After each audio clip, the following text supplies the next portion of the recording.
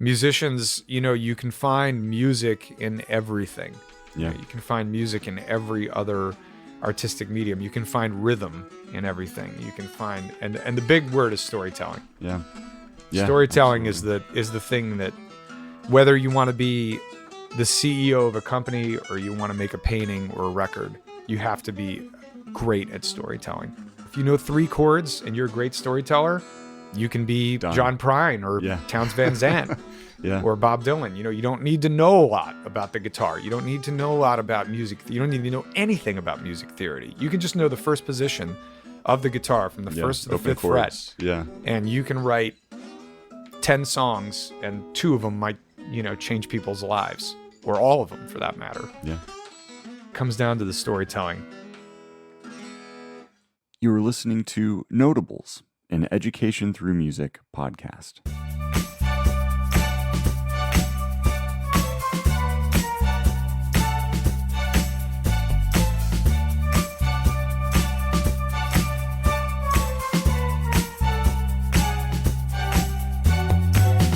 As always, I'm your host, Noah, and I'm joined today by Scott Sharrard in his home studio in Harlem.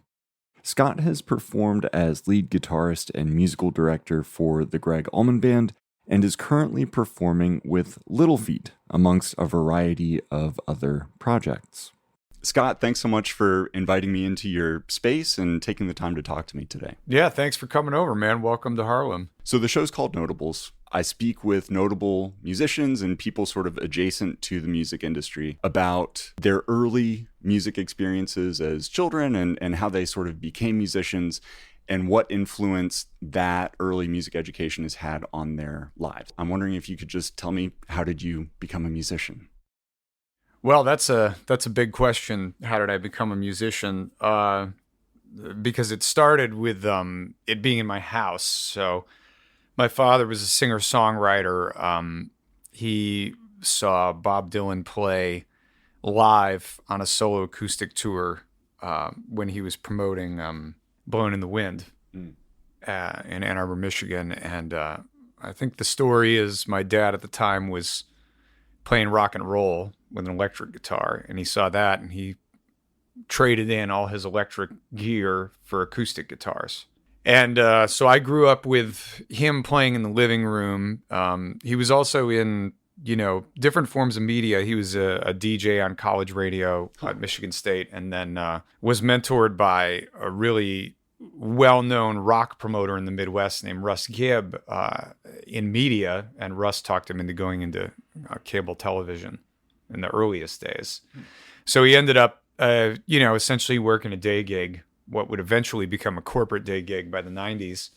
But he was always playing music in the house and playing, the first things I learned on the guitar at the age of 10 or so was, the first thing was the Jimmy Reed 12-bar blues pattern, backing him up. And then I remember learning, almost destroying my bedroom out of childhood frustration, trying to learn the intro to "Oh Carol" by Chuck Berry, stuff like that.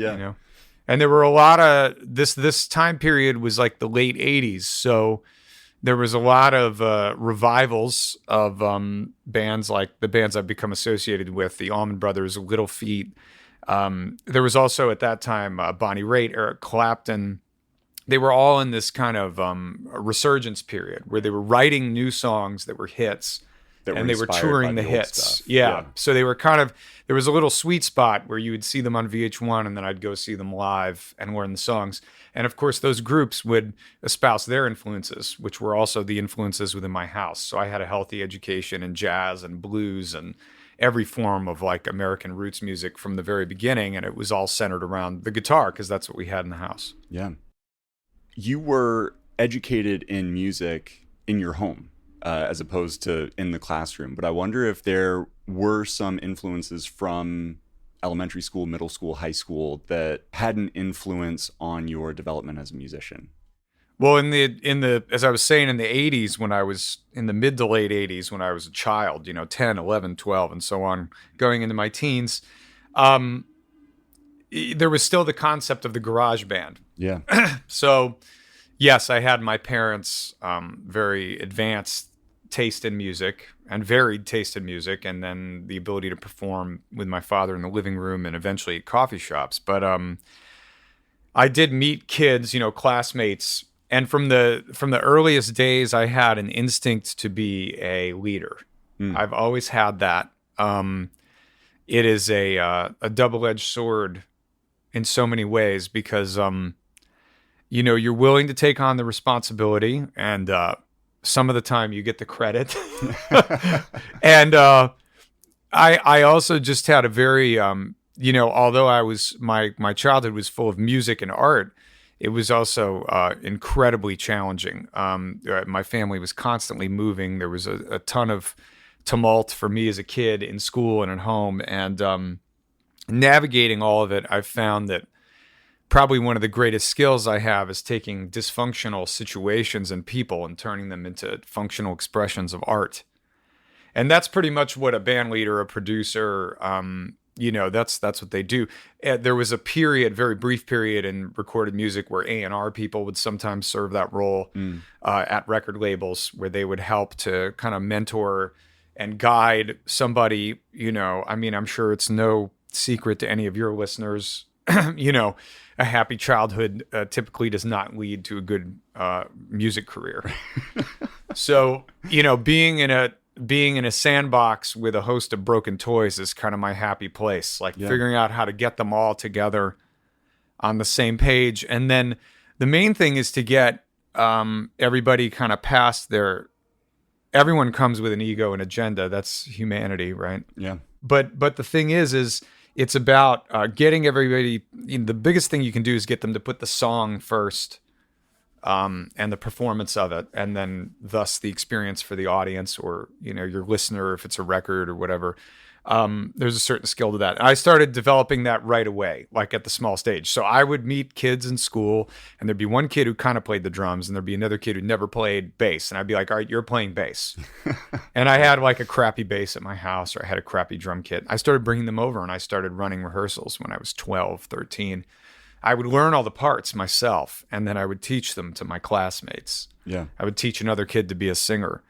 And I would learn the parts. I'd be able to sing all the parts. I'd have the parts memorized, and then I move on. So I was already approaching music in the sense of totality. One story that I read that I thought was very interesting was that when you were playing with the Chesterfields, there was a conversation with Ahmet Erdogan about the direction of the music industry. Ahmet, he invited me up to his office, and he had heard me live at Terra Blues, and he had heard a demo I had by the first iteration of this group, the Chesterfields. Now, actually, there was one even before that. It was called the Chesterfield Kings when I was in high school. And I'll give you the full story on that. So I went to High School of the Arts in Milwaukee, and I met Sean Dixon, great multi-instrumentalist, but also just fantastic world-class drummer. Sean also can arrange for horns and strings, and he's been doing it since he was a teenager. So we were a natural kind of pairing. We moved to New York together in 96-ish. We formed a trio here, and we named it the Chesterfields instead of the Chesterfield Kings. Now, you may ask yourself, how did we get that name? No, we did not steal it from the Canadian punk band. Now, this is way before the internet. We did have a couple fans of the Canadian punk band come to see us at the Up and Under pub on Thursday nights in Milwaukee and be very angry right? that it was not the Chesterfield Kings of Canada. Yeah. But, we didn't know the Chesterfield Kings existed back then. We weren't into the underground punk scene of Canada. And we recorded a record here. And it had a couple originals, but it also had a cover of Ray Charles' Fool for You on it. Ahmet, and it lands on his desk. I end up in his office, which is a longer story. But, he sits me down, and he kind of, I'm sitting there. Let me see. Yes, I might be 21, 22 years old, something like that. I'm sitting there, and I'm shaking, And the first thing he does is I sit down at his desk, corner office, the old Time Warner Center, which was right across from Radio City Music Hall. Yeah. Okay. So you see Radio City out his window. We're up on like the 20th floor. Huge office. And the first thing he does is sits down and he lights a cigarette, right? It was a pretty cool moment. Yeah. I knew his history. I knew about Atlantic Records. I knew about Jerry Wexler and his relationship with him. His brother is one of my favorite arranger producers of all time. And I was in awe. This is the guy who signed Ray Charles. And here I am sitting in front of him with my cover of Ray Charles' Fool for You, which he produced the original recording of, right? Oh, wow. And I'm just shaking. Like, right. Am I in trouble? What the hell was I thinking even coming here, trying to talk about, my cover of a Ray Charles song? Yeah. And he had some kind things to say, but he also, he had one of the first things he said to me is, if this was the 60s or 70s, I would get you with a producer and we would change your image and I would sign you to a deal. Mm-hmm. And he said, what I would do with you, if you remember now, at this time, the swing craze thing was starting to wind down and we're going into the crooner phase. So like Rod Stewart's about to make his jazz album, Michael Bublé is about to break, Peter Cincotti, all these guys. And at the time I had a music lawyer who I still work with, Peter Thal, who's absolutely amazing man and he has a great book on the music business, Peter Thal, Thall, about publishing law. He's a publishing lawyer. He's legendary in the publishing law space. Peter was instrumental in helping me get this meeting with Ahmet. Yeah. And Peter had Peter Cincotti. And there was this whole idea that Ahmet floated to me of, we could put you in a suit with the guitar and kind of do this sort of like John Pizzarelli Cincotti thing with you. But he's like, I'd have to put you with Tommy LaPuma and we could do, orchestral stuff. And I'm sitting there going, man, I might do this. If I have to, I might do it. Gig, right? But then again, I have another voice in the back of my head that loves, Tom Waits, who's going, this is suicide for my life, Even if I'm a success, I'm going to end up crashing and burning because this isn't what I really want. It's not sustainable. It's not your... Yeah, it's one lane and there's so many things I want to do. And he immediately had picked up on this from hearing the record we had made. But he said, I can't do that to you because obviously, you're somebody who has a lot of different interests and abilities. And he said, you're going to be miserable if you do this. And he also pointed out, he said, we're probably not going to make any money off that lane anyway. But he said, if it was the 60s or 70s, I could sign you to a 4 or 5 album deal and we could try a different producer every album and see how it shook out. But he's like, there's no way that's going to happen now. And now for a short break. This podcast is made possible by Education Through Music. ETM's mission is to positively impact student motivation, achievement, and self-confidence by partnering with under-resourced schools to integrate music education into the core curriculum.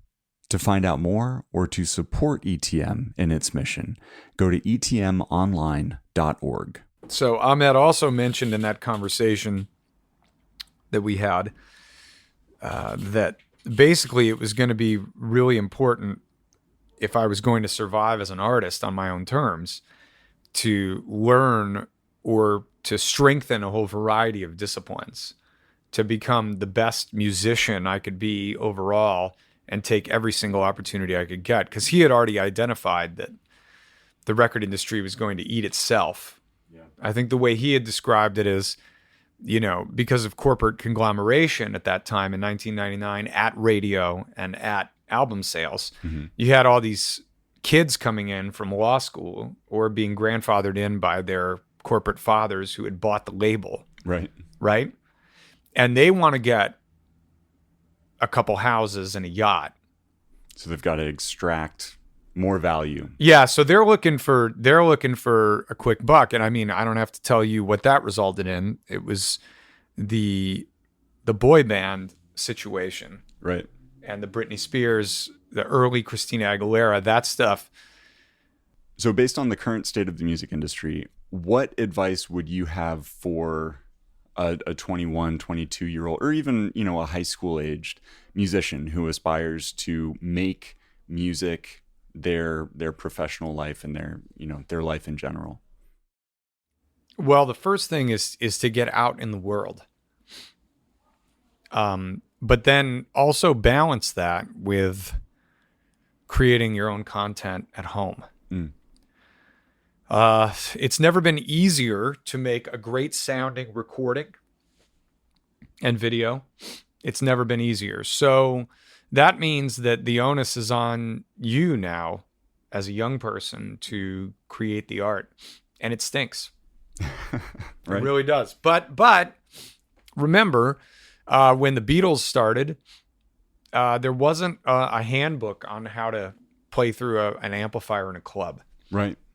They just Or had how to to- or- do it a lot. How to sing through a mic in a club. Right. Or what to do, there wasn't a handbook for Jimi Hendrix on what to do with a guitar pedal. There wasn't a YouTube instructional video about what fuzz was the best fuzz to use. Yeah. He actually designed a lot of his pedals that ended up becoming some of the benchmark pedals that we all use now in plugins, in tutorials and stuff Yeah. that are wired and rewired ad infinitum. These were real, like, kind of real world hardware problems. Also, just to get this out of the way, what I've done in my career, I spent so much time as a solo artist and in the Chesterfields and these bands and as a producer trying to be forward looking. But every time I've tried to get out of the live performance business, I've been pulled back in by my musical heroes. So the first one was Greg Allman in '08.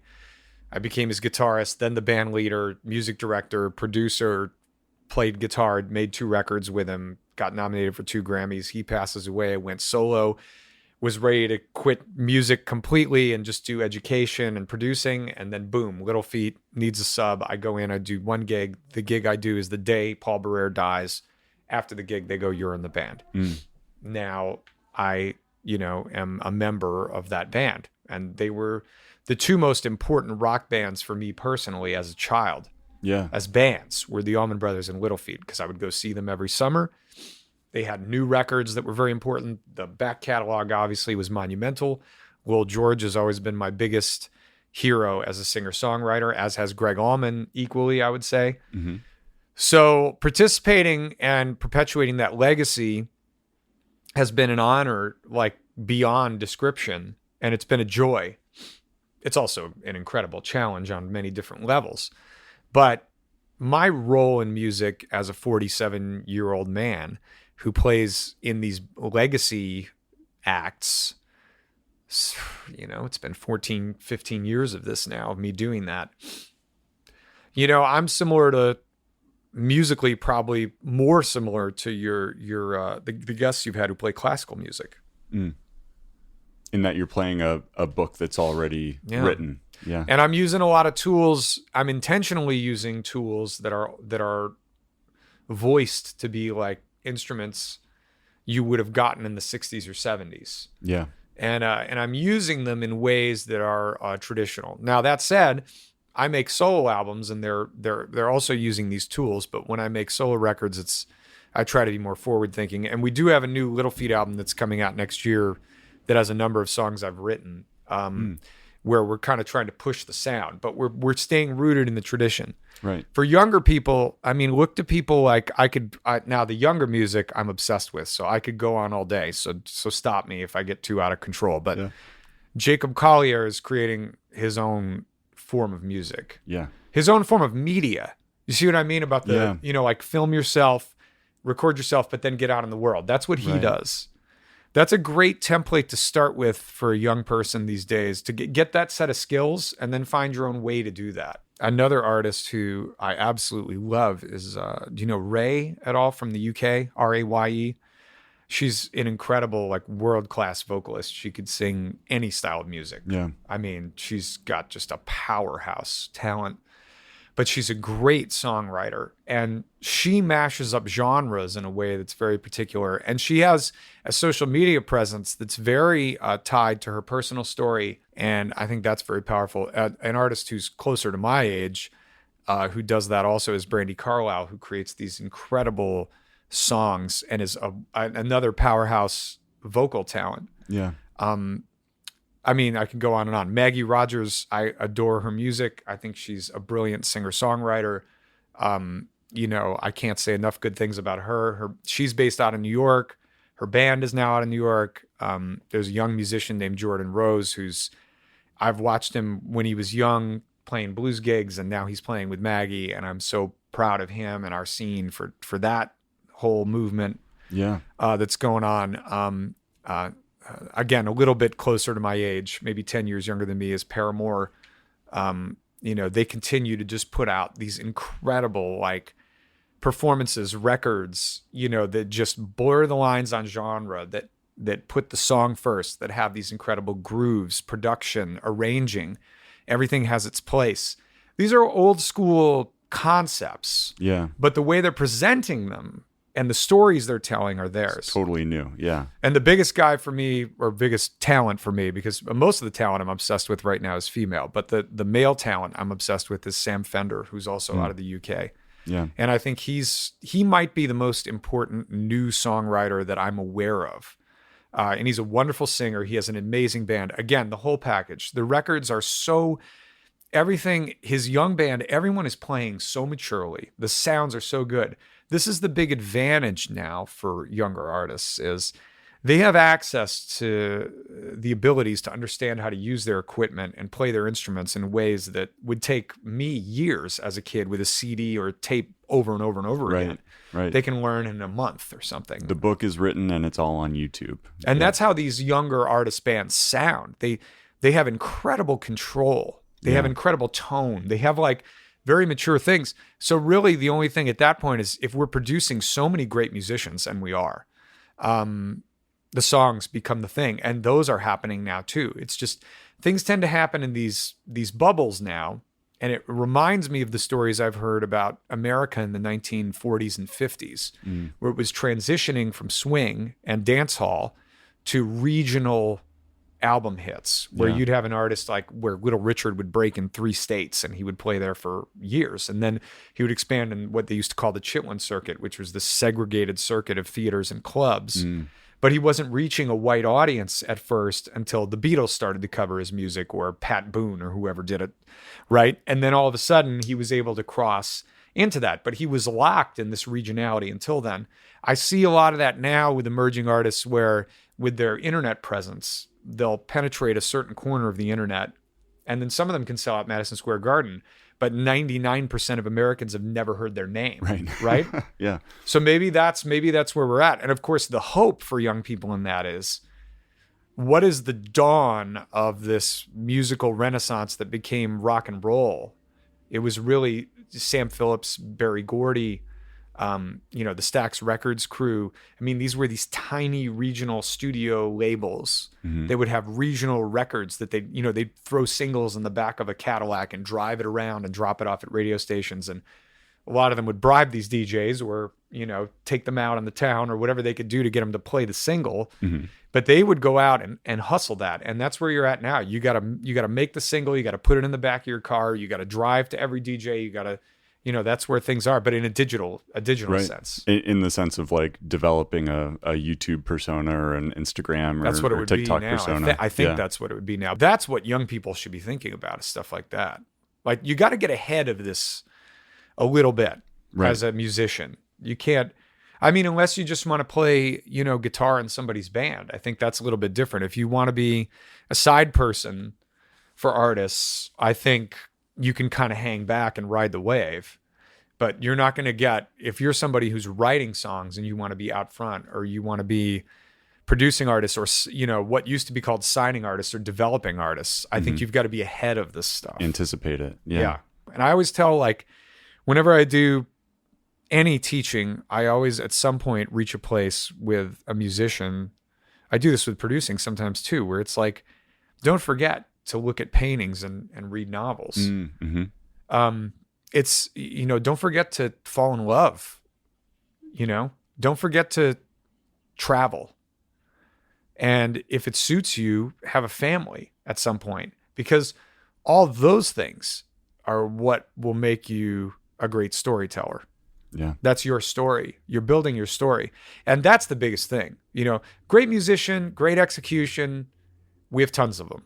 And I love every one of them, and I'm grateful for every one of them. However, the great storytellers, the great improvisers, the ones that we really will lead the pack, they have a story to tell because they've approached life and music in totality. And that's, to me, that's the ethos of what I try to do. Yeah. It's a process. that I try to follow. It's very easy in life and very convenient in art to get distracted. Yeah. But the storytelling, it keeps you grounded. It goes, okay, this is what it's about. It's about going This is back the important to that thing. Yeah. Are we telling the story as a group? As a band, are we are we With playing all of its dysfunctional We say, parts. are we playing the Yeah. song? Are we playing the song? Are we serving the song? Are we serving the songwriter? Are we serving the singer? Like, that's the storytelling part. It's the reminder. So, but it's been great talking with you, man. Yeah. Great likewise. questions. Thank you. Congratulations on your ability to do all this. I'm in awe.